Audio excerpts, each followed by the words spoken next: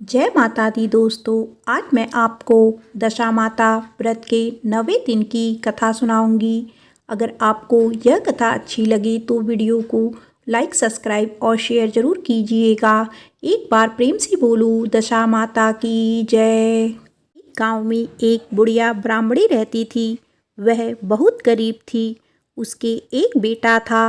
एक दिन वह अपने बेटे से बोली, बेटा कुछ ऐसा काम करो जिससे 4 पैसे की आमदनी हो और हम दोनों का जीवन निर्वाह हो।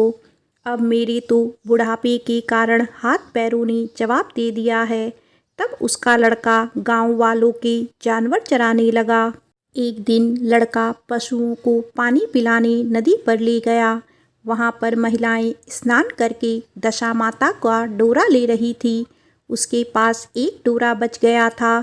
उनमें से एक स्त्री ने कहा कि इस लड़के से पूछो कि यह किसका है। तब एक स्त्री लड़के के पास जाकर पूछने लगी, तुम्हारे घर में कौन कौन है। लड़के ने बताया कि केवल मेरी बूढ़ी माँ है। स्त्रियों ने लड़के को एक डोरा देते हुए कहा कि तुम इसे ले जाकर अपनी माता को दे देना और कहना कि इसका पूजन और व्रत करे। हम तुम्हें सीधा और पूजा की सामग्री भी देते हैं, इसे भी अपनी माता को दे देना। लड़के ने उनसे डोरा ले लिया। फिर सब स्त्रियों ने उसे सीधा भी दिया। लड़का उस सामान को लेकर घर आया। उसने दरवाजे से ही माँ को पुकार कर कहा, गठरी को उतार लो, मैं बोझ से दबा जा रहा हूँ। उसकी माँ बहुत प्रसन्न हुई। माँ ने बेटे से पूछा, यह सब कहाँ से लाई हो। लड़के ने माँ को सब समाचार सुनाकर दशा माता का डोरा भी दे दिया। बुढ़िया ने डोरे को लेकर माथे से लगाया और उसी दिन से व्रत करने लगी। 9 दिन तक कथा कहानी कहती रही। 10वें दिन उसने डोरे की पूजा की तैयारी शुरू कर दी। वह देहरी के बाहर गोबर से लीप रही थी कि उसी समय एक बहुत ही गरीब बुढ़िया आकर बोली कि क्या कर रही हो बहन। उसने जवाब दिया कि आज मेरे घर पर दशा माता का पूजन है, इसीलिए लीप रही हूँ। उस बुढ़िया रूपी दशा माता ने कहा कि मुझे बहुत प्यास लगी है, थोड़ा सा पानी पिला दे। इस पर लड़के की माता बोली, मैं तो इस मिट्टी के बर्तन से पानी पीती हूँ, मेरे यहाँ लोटा लुटिया कुछ नहीं है, तुमको पानी किस में भर कर दूँ। एक कटोरी ही मेरे घर में है, पता नहीं वह कहाँ पड़ी होगी। जरा तुम ठहरो, मैं कटोरी ले आऊँ, तब तुमको पानी पिलाऊंगी। बुढ़िया हाथ धोकर अंदर कटोरी लेने गई। इसी बीच दशा माता, जिन्होंने बुढ़िया का रूप धारण कर रखा था, उसके मटके रखे की जगह पर एक सोने का घड़ा रखकर अंतर्ध्यान हो गई। बुढ़िया कटोरी लेकर मटके के पास गई। वहाँ सोने का घड़ा देखकर घबराई।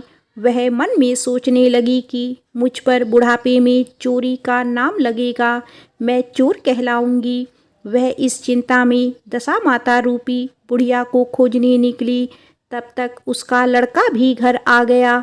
उसने माँ से पूछा, तुम किसे खोज रही हो।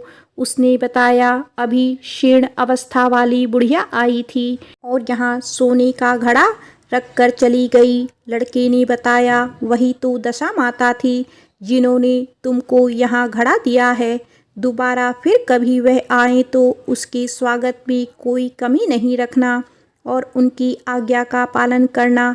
जब तुम नदी पर नहाने जाओ तो तुम्हें नदी घाट पर जो भी चीज़ मिले उसे दशा माता का दिया हुआ प्रसाद समझकर ले लेना। किसी से यह मत पूछना कि यह चीज़ किसकी है, यह कहाँ से आई है।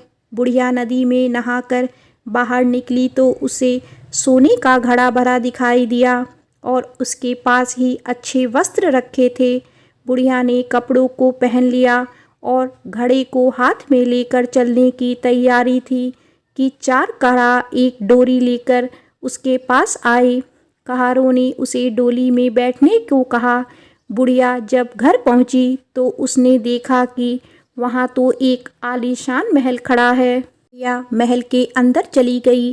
वहाँ उसने श्रद्धापूर्वक और भक्ति भाव से दशा माता के डोरे का पूजन किया और हाथ जोड़कर वरदान मांगा कि जिस प्रकार तुमने मुझे संपत्ति दी है उसी प्रकार मेरे घर में एक सुशील बहू और आ जाए भी यह सब शोभा देगा। कुछ दिनों बाद लड़के का विवाह हो गया और बहुत ही सुंदर व सुशील बहू बुढ़िया के घर आ गई। बुढ़िया ने दोबारा दशा माता से वर मांगा कि जैसे मेरी बहू बेटे सुशील और सज्जन है उसी प्रकार के मैं पौत्र पाऊँ। कुछ दिनों बाद बुढ़िया के यहाँ एक पौत्र रूपी रत्न पैदा हुआ। एक दिन बुढ़िया ने अपनी बहू को पास बैठा कर समझाया कि मेरी यह सब संपत्ति दशा माता की प्रदान की हुई है। उनकी कृपा से तुम इस घर में आई हो। मेरे नहीं रहने के बाद यदि कोई मैले कुचैले कपड़े धारण किए बुढ़िया तुम्हारे घर पर आई तो उसे आंचल के छोर से पोंछ डालना, मत करना, उनसे प्रार्थना करना, यह सब आपका ही दिया हुआ तो है।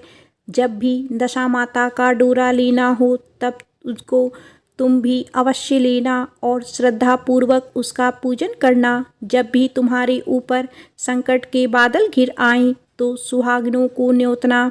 दशा माता की कृपा से तुम्हारी सब इच्छाएं पूरी होंगी। कुछ दिनों के बाद बुढ़िया का स्वर्गवास हो गया।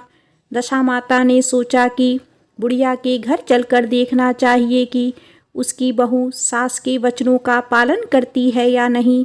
एक दिन दशा माता ने वृद्ध विकारिन का वेश धरकर उसके घर गई।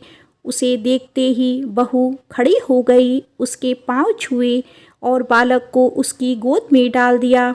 उसकी श्रद्धा भक्ति से दशा माता ही प्रसन्न हुई।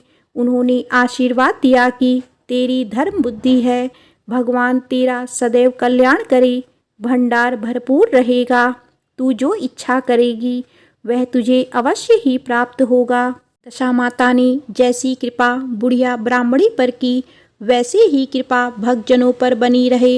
एक बार प्रेम से बोलो दशा माता की जय।